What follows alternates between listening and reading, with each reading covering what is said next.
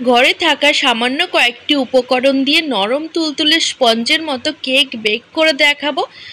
Cake বানানোর সময় পরিমাপটা যদি সঠিক না নেওয়া হয় সেক্ষেত্রে কিন্তু কেক ভালো হয় না। তো আজকে আমি সঠিক পদ্ধতিতে পারফেক্ট কেক বানিয়ে দেখাবো, তো পুরো ভিডিওটি দেখার অনুরোধ করছি।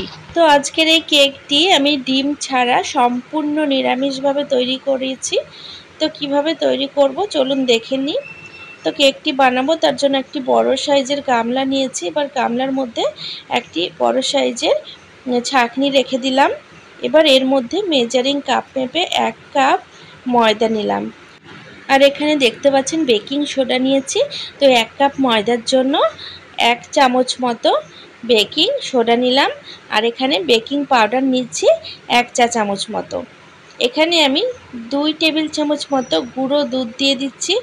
তো কেক বানাতে গেলে কিন্তু পরিমাপটা একদম সঠিক নিতে হবে, তাহলে কেক কিন্তু খুব ভালো মতো ফুলবে। এবার সমস্ত উপকরণ কিন্তু চেলে নিলাম। আমি এখানে চালার জন্য ছাঁকনি ব্যবহার করেছি, আপনারা চাইলে চালুনি দিয়েও ভালো করে চেলে নিতে পারেন। এবার সমস্ত উপকরণ ভালোভাবে মিশিয়ে নিলাম। এবার 1 কাপ ময়দার জন্য 1 কাপের 3 ভাগের 2 ভাগ গুঁড়ো করা চিনি দিয়ে দিচ্ছি। তো এবার সমস্ত উপকরণ আবারও ভালোভাবে মিশিয়ে নেব। তো কেক বানাতে গেলে আপনারা অবশ্যই চিনি গুঁড়ো করে ব্যবহার করবেন। এবার যে পরিমাণ চিনি নিলাম ঠিক সেই পরিমাণ কিন্তু আমি এখানে দুধ ঢেলে দিচ্ছি। এবার একটি ব্যাটার খুব ভালোভাবে তৈরি করে নেব।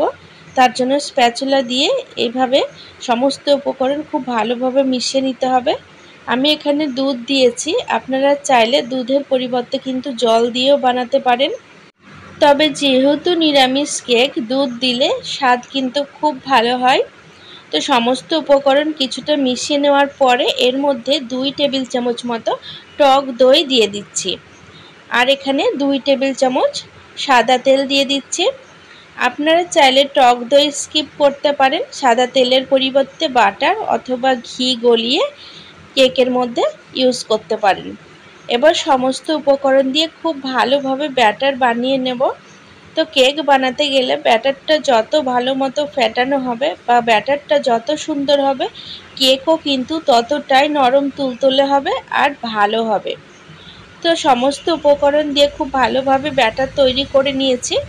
এবার আমি এখানে ফ্লেভারের জন্য ভ্যানিলা এসেন্স দিয়ে দিচ্ছি।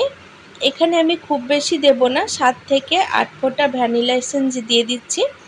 তো ভ্যানিলা এসেন্স দেওয়ার পর আমি আরও অন্য একটি ফ্লেভার দেব, যার জন্য এখানে আমি পাইনঅ্যাপেল এসেন্সও 7 থেকে 8 ফোঁটা দিয়ে দিচ্ছি।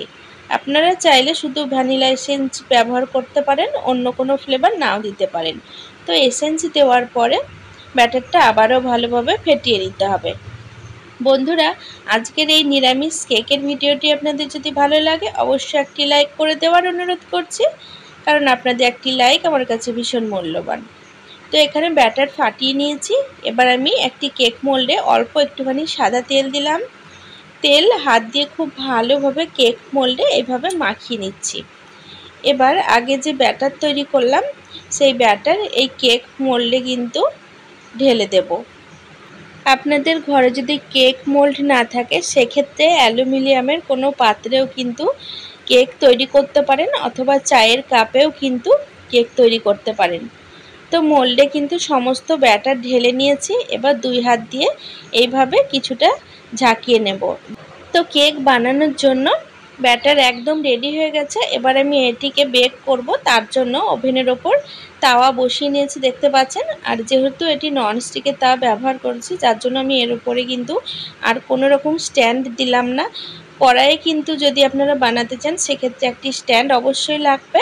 আমি তাওয়াতে দেওয়ার কারণে স্ট্যান্ড দিইনি। তো তাওয়া ভালো করে গরম করে নিয়েছি। এবার একদম লো ফ্লেম করে নিয়ে তার উপরে কিন্তু কেক মোল্ডটা বসিয়ে দিলাম। এবার বড় সাইজের একটি গামলা দিয়ে ঢেকে দিলাম। এবার কিন্তু এটি 30 থেকে 35 মিনিটের জন্য বেক করব। তো 35 মিনিট পর ঢাকা তুলে নিলাম। আর একটি চামচের সাহায্যে দেখে নেব কেক বেক হয়েছে কিনা। তো চামচে দেখতে পাচ্ছেন কোনো রকম ব্যাটার লাগছে না, তার মানে কেক কিন্তু খুব ভালো মতো রেডি হয়ে গেছে। এবার আমি এটিকে নামিয়ে নেব আর ঠান্ডা হওয়ার জন্য রেখে দেব। তো কেক সম্পূর্ণভাবে ঠান্ডা হয়ে গেছে। এবার আমি এটিকে মোল্ড থেকে বার করে নেব।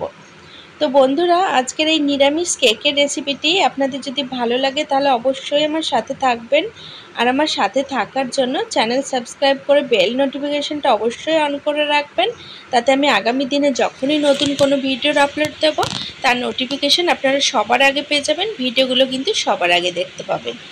আরও কেক বানানোর কিন্তু অনেক রেসিপি আমার চ্যানেলে দেওয়া আছে, আপনারা চাইলে সেগুলোও দেখে নিতে পারেন। তো এখানে আমি আপনাদের দেখাচ্ছি, দেখুন কেকটা কতটা নরম ও তুলতুলে হয়েছে, একদম স্পঞ্জের মতো। আর খুবই অল্প কয়েকটি উপকরণ দিয়েই কিন্তু কেকটি তৈরি করেছি। আপনারা কেক বানাতে চাইলে এইভাবে তৈরি করবেন, দেখবেন খুব ভালো কিন্তু কেক তৈরি হয়ে যাবে। আর এর স্বাদটাও কিন্তু ভীষণ ভালো হয়, আর এতটাই নরম হয় যে মুখে দেওয়ার সাথে সাথে কিন্তু মিলে যায়। তো রেসিপিটি কেমন লাগলো অবশ্যই কমেন্ট বক্সে জানাবেন, আর একদিন তৈরি করবেন।